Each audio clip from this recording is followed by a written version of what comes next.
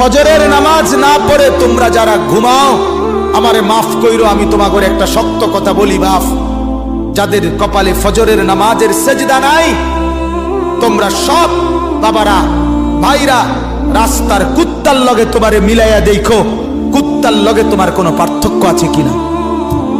সোজা কথা, কুত্তার সাথে মিলাই দেখো, কুত্তার লগে।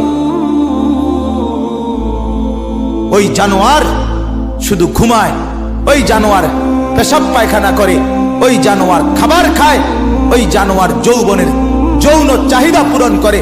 তুমি জানোয়ার একই রকম, ওই জানোয়ার সেজদা ছাড়া জাগলো, তুমি জানোয়ারও সেজদা ছাড়া জাগলা।